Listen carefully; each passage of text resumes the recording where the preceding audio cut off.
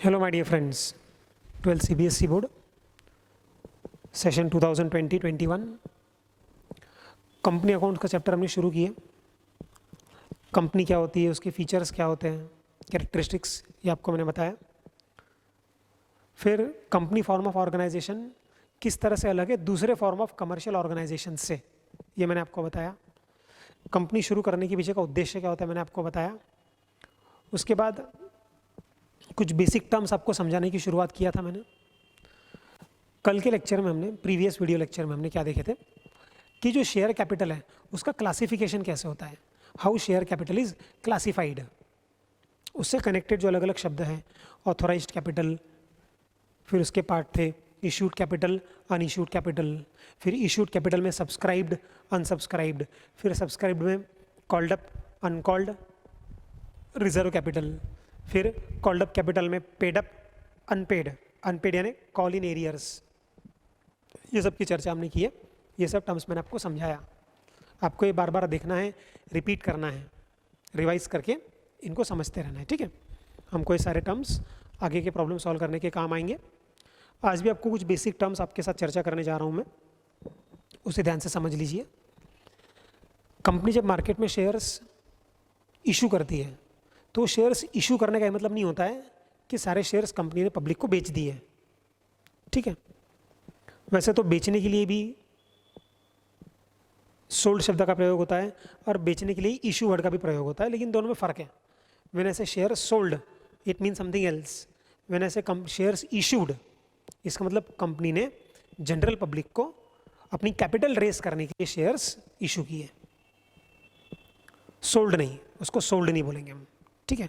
Sold कब बोलेंगे? जब वो शेयर्स हमारे पास एज एन इन्वेस्टमेंट पड़े हैं, हमारे पास किसी दूसरी कंपनी के शेयर्स है जो हम बेच रहे हैं, that is called sale of shares. यहाँ पर कंपनी अपने शेयर्स पब्लिक को ऑफर कर रही है कि आप आइए हमारी कंपनी में पैसा लगाइए, इसको हम बोलेंगे कंपनी ने शेयर्स इशू किए पब्लिक को। और पब्लिक जब खरीदेंगी तो हम बोलेंगे पब्लिक ने शेयर्स सब्सक्राइब किए, परचेस किए ऐसा नहीं बोलेंगे हम, क्या बोलेंगे? पब्लिक ने शेयर्स सब्सक्राइब किए। और सब्सक्राइब करने के लिए आपको क्या करना पड़ता है? एप्लीकेशन मनी कंपनी को देनी पड़ती है, अप्लाई करना पड़ता है कि हम आपकी कंपनी के इतने शेयर्स खरीदने को इंटरेस्टेड है। तो कुछ शब्दों का ख्याल रखोगे आप मेरे एक्सप्लेन करते समय। मैं उसको जब इंग्लिश में बोलूँगा तो बराबर प्रॉपर वर्डिंग का इस्तेमाल करूँगा। हिंदी में बोलूँ बेचे, खरीदे, तो अब इसका ज़्यादा टेंशन मत लेना, ठीक है। अब होता क्या है, कुछ शब्दों का आपको मैं मीनिंग समझाऊंगा यहाँ पे। और एक वर्ड होता है इशूड और एक वर्ड होता है अप्लाइड। इशूड और अप्लाइड। कंपनी अगर मार्केट में 10,000 शेयर्स इशू करने आई, 10,000 रुपए के नहीं है, these are number of shares. Company market में 10,000 शेयर्स इशू करने आई और पब्लिक ने भी पूरा रिस्पॉन्स दिया। कंपनी को जो एप्लीकेशन मनी मिली 10,000 शेयर्स के लिए ही मिली, यानी उसके 10,000 शेयर्स बिक जाएंगे, इतना पैसा कंपनी के पास आ गया। तो कंपनी अगर 10,000 शेयर्स पब्लिक को इशू करने आई, पब्लिक के सामने इशू करने आई और रिस्पॉन्स भी मिला 10,000 शेयर्स के लिए, 10,000 शेयर्स कंपनी के पब्लिक खरीदने में इंटरेस्टेड है, इसको हम क्या बोलेंगे? The issue is fully subscribed, full subscription. Issue is fully subscribed, full subscription. 10,000 share बेचने थे, पूरे 10,000 शेयर्स के लिए डिमांड जनरेट हो गई, ना कम ना ज़्यादा, इसको बोलेंगे फुल सब्सक्रिप्शन। या फिर ऐसा होगा 10,000 शेयर्स आपको इशू करने थे, 10,000 शेयर्स आपको इशू करने थे, लेकिन रिस्पॉन्स नहीं मिला पब्लिक से, बहुत अच्छा रिस्पॉन्स नहीं मिला। 9,000 शेयर्स के लिए ही आपको पैसा मिला, पब्लिक आपको पूरा रिस्पॉन्स नहीं दे रही है। 9,000 शेयर्स आपके इशू हो जाएंगे, 9,000 शेयर्स आपके बिक जाएंगे, इतनी एप्लीकेशंस आपको मिल गई। तो 10,000 शेयर्स आपको इशू करने थे, 9,000 शेयर्स के लिए रिस्पॉन्स मिला, हम क्या बोलेंगे? Issue is under subscribed. 10,000 shares आपको इशू करने थे, 9,000 शेयर्स के लिए आपको रिस्पॉन्स मिला, हम बोलेंगे इशू इज अंडर सब्सक्राइब्ड। ये 9,000 लोग नहीं है, ये तो 10 लोग होंगे, 15 लोग होंगे, 25 लोग होंगे, ये 9,000 लोग नहीं है, ये 9,000 शेयर्स के लिए पैसा है, 9,000 शेयर्स के लिए डिमांड जनरेट हुई है, 9,000 शेयर्स के लिए डिमांड जनरेट हुई है। किसी ने 200 शेयर्स मांगे होंगे, किसी ने 300 शेयर्स के लिए इंटरेस्ट दिखाया, किसी ने 500 शेयर खरीदने की इच्छा बताई, किसी ने 1,000 शेयर खरीदने की इच्छा बताई, किसी ने 5 शेयर खरीदने की इच्छा बताई। ऐसे ही है 9,000 शेयर्स के लिए डिमांड जनरेट हुई है, तो हमको इशू करने थे 10,000 शेयर्स, डिमांड जनरेट हुई केवल 9,000 शेयर्स के लिए, हम बोलेंगे issue is under subscribed. 10,000 shares आपको इशू करने थे, डिमांड जनरेट हो गई 25,000 शेयर्स के लिए। भाई अच्छी कंपनी जो होती है ना, अच्छी कंपनी के शेयर्स खरीदने के लिए हर कोई अपना इंटरेस्ट शो करता है। तो मिस्टर ए ने 500 शेयर मांगे, मिस्टर बी ने 300 शेयर मांगे, मिस्टर सी ने 200 शेयर मांगे, मिस्टर डी ने 1000 शेयर मांगे, मिस्टर ई ने 5,000 शेयर मांगे। ऐसे हमको इशू करने थे 10,000 शेयर्स, लेकिन कितने शेयर्स के लिए हमको एप्लीकेशन मनी मिल गई? 25,000 शेयर्स के लिए। हम बोलेंगे इशू इज ओवर सब्सक्राइब्ड। तो फुल्ली सब्सक्राइब्ड यानी घड़ा पूरी तरह से भर गया, घड़ा पूरी तरह से भर गया, फुल्ली सब्सक्राइब्ड। अंडर सब्सक्राइब्ड, घड़ा पूरी तरह से भरा नहीं है। ओवर सब्सक्राइब्ड, छलक गया, घड़ा छलक गया। आपको 10,000 शेयर्स इशू करने थे, 25,000 शेयर्स के लिए आपको एप्लीकेशन मनी मिल गई, ओवर सब्सक्राइब्ड। अब 10,000 शेयर्स इशू करने थे, बराबर 10,000 शेयर्स के लिए डिमांड जनरेट हुई। हर किसी को शेयर्स दे दो आप, जिसने जितने मांगे उसको उतने पूरे शेयर्स दे दो, किसी को निराश करने की ज़रूरत नहीं है, जिसने जितने मांगे उसको पूरे शेयर्स दे दो। यहाँ पर भी 10,000 शेयर्स आपको इशू करने थे, लेकिन डिमांड जनरेट हुई 9,000 शेयर्स के लिए। यहाँ पर भी जिसने जितने मांगे उसको पूरे शेयर्स दे दो, यानी यहाँ पर भी फुल अलॉटमेंट होगा, जिसने जितने मांगे उसको उतने शेयर्स दे दो। ये शेयर्स देने की प्रक्रिया को अकाउंटिंग की भाषा में, कंपनी लॉ की भाषा में बोलेंगे हम अलॉटमेंट। कंपनी ने शेयर्स क्या किए? अलॉट किए, यानी उसके नाम इतने शेयर्स कर दिए कि भैया कंपनी के इतने शेयर्स आपके, आप इन शेयर्स के मालिक। तो क्या बोलेंगे उसको हम? अलॉट करना, अलॉटमेंट। पहले केस में जिसने जितने शेयर्स मांगे हैं पूरे शेयर्स उसको अलॉट किए जाएंगे। दूसरे केस में भी जिसने जितने शेयर्स मांगे हैं पूरे शेयर्स उसको अलॉट किए जाएंगे। लेकिन तीसरे केस में ऐसा नहीं होगा, जिसने जितने शेयर्स मांगे हैं उसको उतने शेयर्स अलॉट नहीं होंगे। मैं एग्जाम्पल को सिंपल रखने के लिए क्या बता रहा हूँ आपको, एग्जाम्पल को सिंपल रखने के लिए, इसमें हालांकि वेरिएशंस आएंगे। ओवर सब्सक्रिप्शन तो स्टूडेंट्स को बहुत परेशान करता है, लेकिन अभी से मैं पहले ही दिन इसको इतना डिफिकल्ट नहीं बनाऊंगा, मैं एकदम सरल समझाऊंगा कि 10,000 शेयर्स कंपनी इशू कर रही है, 25,000 शेयर्स के लिए डिमांड जनरेट हो गई, तो कंपनी कितने शेयर्स इशू करेंगी? 10,000। यानी ऐसा नहीं हो सकता कि आने दो ना, पैसा आया तो आने दो ना, काय को वापस करते, नहीं, आपको 15,000 शेयर्स को रिजेक्ट करना पड़ेगा, 15,000 शेयर्स का पैसा वापस करना पड़ेगा, रिजेक्ट करना पड़ेगा, पैसा रिफंड करना पड़ेगा। आप उतने ही शेयर्स इशू करोगे जो इशू साइज था मैक्सिमम, एट द मोस्ट इतने ही शेयर्स आप इशू कर सकते, चाहकर भी आप इससे ज़्यादा शेयर्स इशू नहीं कर सकते, इससे कम कर सकते। जैसे ये रहा, यहाँ पर तो 10,000 बेचने थे, 10,000 पूरे बिक गए, 10,000 बेचने थे 9,000 ही बिके ना, तो 9,000 बिके, बात खत्म। 1,000 जो नहीं बिके उसको क्या बोलेंगे? अनसब्सक्राइब्ड, फ्यूचर में बेचने की कोशिश करेंगे वो शेयर्स को।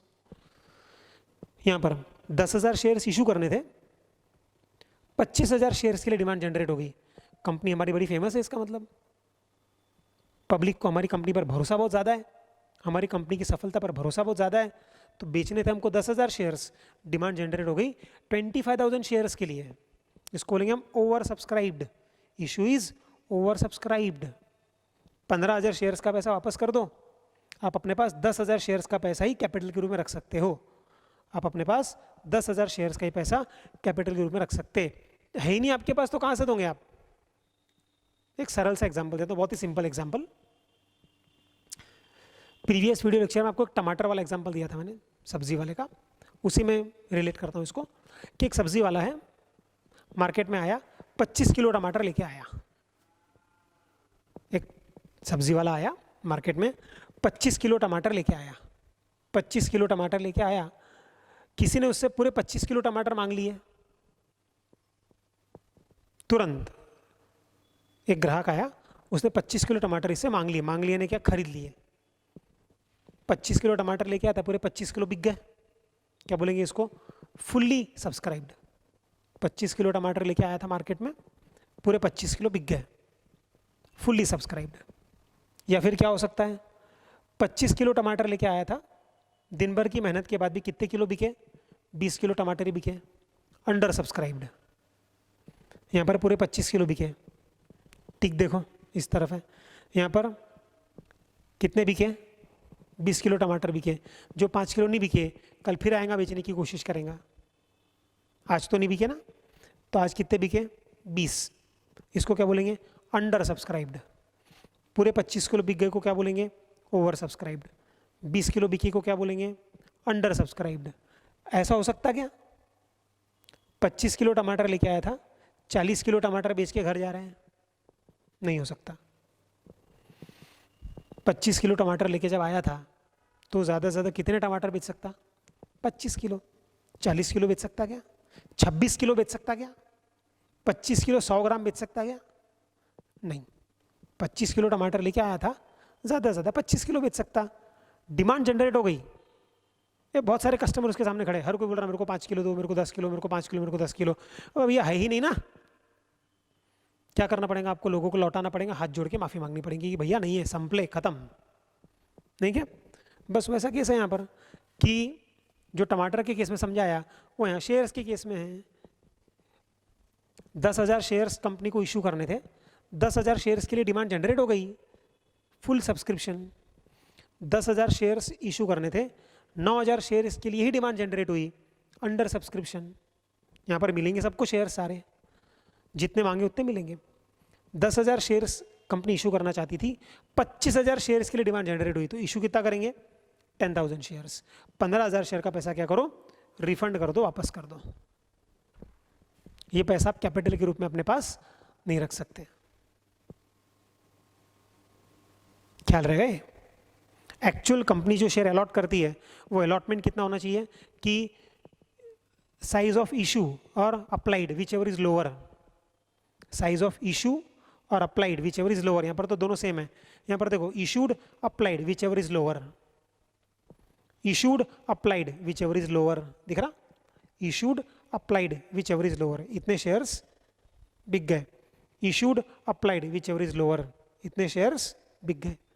यहाँ पर 15,000 शेयर्स का जो एप्लीकेशन बनी है, जनता को, एप्लीकांट्स को वापस करना पड़ेगा, लौटाना पड़ेगा। कंपनी इन पैसों को अपने पास नहीं रख सकती। तो फुल सब्सक्रिप्शन, घड़ा पूरा भर गया। अंडर सब्सक्रिप्शन, घड़ा कम भरा है। ओवर सब्सक्रिप्शन, घड़ा भर गया, छलकते जा रहा है। ठीक है, लेकिन घड़े में तो उतना ही पानी आ सकता ना जितनी उस घड़े की लिमिट है। छलक भी गया तो क्या काम का? तो यहाँ पर भी इशू छलक भी गया तो क्या काम का? आपको 10,000 शेयर्स इशू करना है, 10,000 शेयर्स ही इशू कर सकते हैं आप।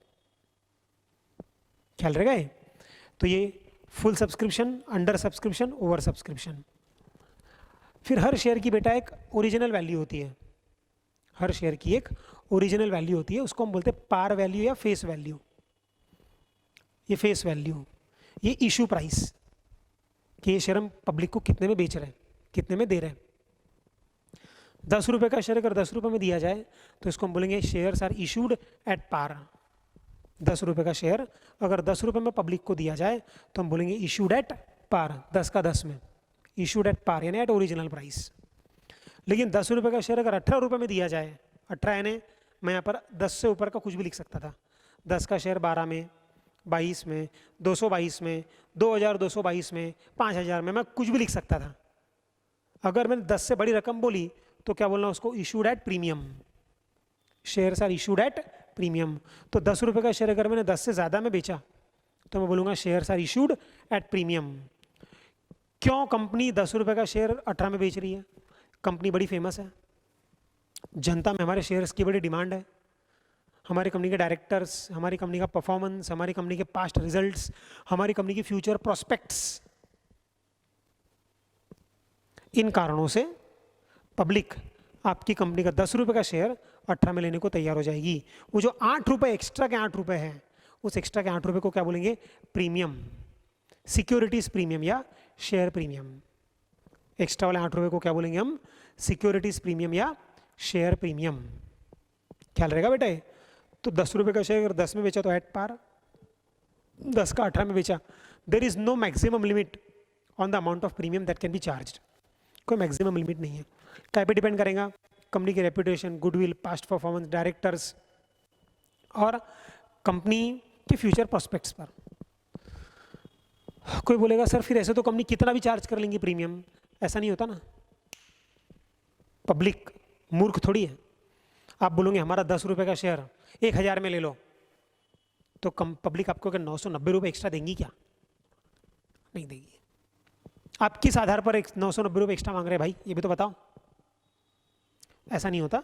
ये सब कीमतें जब तय होती है, ये बहुत ही एक्सपर्ट्स लोगों की कमेटी होती है, बहुत ज़्यादा टैलेंटेड लोग होते हैं, क्वालिफाइड होते हैं, वो लोग मिलके सब कीमतें तय करते हैं कि इतने में शेयर्स पब्लिक ले लेंगी, हमको रिस्पॉन्स मिलेगा। 10 रुपये का शेयर आप बोलोगे मेरे को 1000 में बेचना है, तो 990 पब्लिक क्यों देंगी? नहीं। और अगर गलती से उन्होंने मान लो ओवर कॉन्फिडेंस में आके कोई आड़ी टेढ़ी कीमत रख भी लिया कि शेयर है 10 रुपये का, उनको ऐसा लगता है कि हमारी कंपनी की गुडविल बहुत ज़्यादा है, लाओ 1000 रुपये में इशू करते पब्लिक को, रिस्पॉन्स ही नहीं मिलेगा, फिर आप ज़मीन पर उतर जाओगे। क्यों ऐसी नाक कटाना है आपको, बेइज्जती करवाना है? नहीं ना।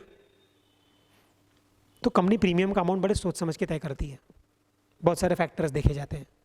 ठीक है, हमको तो फिलहाल पढ़ने से मतलब है। तो अगर 10 का शेयर 18 में कंपनी ने इशू किया पब्लिक को, तो जो 8 रुपये एक्स्ट्रा वाले हैं दैट इज कॉल्ड प्रीमियम। इसे बोलेंगे हम shares are issued at premium. 10 का 10 में तो एट पार, 10 का 18 में तो एट प्रीमियम, 10 का 9 में तो एट डिस्काउंट। 10 रुपये का शेयर अगर 9 में इशू करोगे तो क्या बोलेंगे आप? Shares are issued at discount. Shares discount पे इशू किए जा सकते हैं। अब एज पर कंपनी लॉ इस पर बैन लग गया है। आज की डेट में एज ऑन टुडे डिस्काउंट पे शेयर इशू करना अलाउड नहीं है। आप शेयर पर नॉट इवन 1% डिस्काउंट नहीं दे सकते। तो शेयर्स पर डिस्काउंट दिया नहीं जा सकता। आपको शेयर्स या तो एट पार बेचना है या तो एट प्रीमियम बेचना है। Shares can not be issued at discount. Issue नहीं कर सकते डिस्काउंट पर, री इशू कर सकते हैं। अब वो री इशू क्या होता है बाद में देखेंगे, आज ही देखेंगे। तो 10 रुपये का शेयर 9 में बेचना इशू के समय अलाउड नहीं है। Shares can not be issued at discount. ठीक है, once upon a time it was allowed.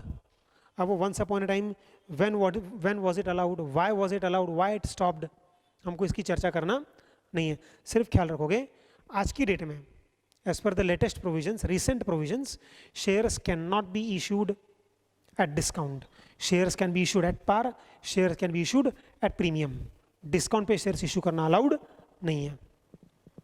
अब जैसे एक फेस वैल्यू होती है, एक इशू प्राइस, एक मार्केट प्राइस होती है शेयर्स की। एक मार्केट प्राइस, मार्केट प्राइस है ना, ये शेयर मार्केट में एक शेयर होल्डर जब दूसरे को बेचेगा तो कितने में बेचेगा, वो जो कीमत तय होती है बार्गेनिंग से, उसको हम कहते हैं मार्केट प्राइस। अब जैसे देखो, हमने 10 रुपये का शेयर मिस्टर ए को दिया 10 रुपये में। मिस्टर ए ने ये 10 रुपये वाला शेयर मिस्टर बी को बेचा 12 रुपये में। मिस्टर ए ने ये शेयर, यानी किसी एग्जिस्टिंग शेयर होल्डर ने ये शेयर किसी मिस्टर बी को बेचा सेकेंड हैंड 12 में बेचा। तो जो 12 रुपये ना, उसको बोलेंगे मार्केट प्राइस। ये बार्गेनिंग से तय होती है, बायर्स और सेलर्स के इंटरेक्शन से, डिमांड और सप्लाई के आधार पर। और भी बहुत सारी चीज़ें इसमें कंट्रीब्यूट करती है, बहुत सारे फैक्टर्स हैं इसमें।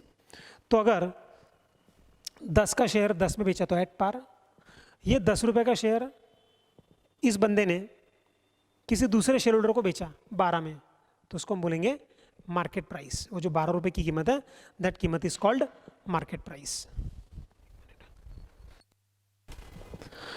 तो मैं आपको जो समझा रहा था, ओरिजिनल वैल्यू है ना फेस वैल्यू। हर शेयर की मिनिमम वैल्यू होती है, पार वैल्यू, फेस वैल्यू।